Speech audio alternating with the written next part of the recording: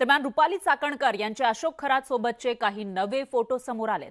Kharat चाकणकरांना cake भरवतानाचा photo समोर आलाय। चाकणकर खरातच्या पाया पडतानाचा सुद्धा फोटो समोर आलेला आहे। तर हाच आहे अशोक खरात, जो भोंदू बाबा ज्यानं महिलेवर अत्याचार केला होता आणि त्याचबरोबर इतर महिलांवर सुद्धा अत्याचार केल्याची शक्यता आहे।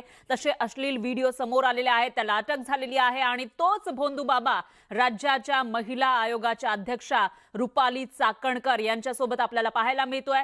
ज्यांच्यावर महिला सबलीकरणाची जबाबदारी आहे त्याच अशा पद्धतीने आरोपींना साथ देत असतील, त्यांच्या मागे त्यांचा पाठबळ असेल तर मग न्याय कसा मिळणार असा सवाल विरोधकांकडून केला जातोय। दरम्यान याविषयी अधिक माहितीसाठी आपल्या प्रतिनिधी प्रणाली कापसे आपल्या सोबत जोडल्या गेल्या आहेत। प्रणाली, काय सांगाल? रुपाली चाकणकरांवर आता आरोप केले जात आहेत, त्यांचा राजीनाम्याची सुद्धा मागणी केली जाते आणि अशामध्ये आता वेगवेगळे पुरावे समोर येताना दिसत आहेत, फोटो समोर येताना दिसत आहेत।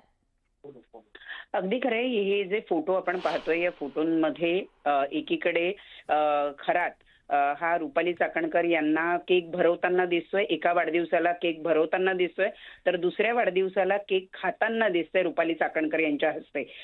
रुपाली चाकणकर यांना यावेळी जेव्हा या संपूर्ण प्रकरणाबद्दल विचारणा करण्यात आली तेव्हा ते म्हणाले की कॅप्टन खरात याच्या वैयक्तिक आयुष्याबद्दल किंवा त्यांनी केलेल्या गुन्ह्यांबद्दल मला माहिती नाही, असं त्यांनी म्हटलेलं होतं। आणि सार्वजनिक जीवनामध्ये आम्ही वेगवेगळ्या लोकांना भेटत असतो असं त्यांनी म्हटलेलं होतं। माझा त्या ट्रस्टशी संबंध आहे, ट्रस्टच्या कामाशी अनेक वेगवेगळ्या पद्धतीची माणसं जोडली जातात, व्यक्तिगत आयुष्याबद्दल मला माहिती नाही असं म्हटलेलं होतं। पण मग आता हे जे फोटो आहेत हे फोटो एक मोठे पुरावे आहेत।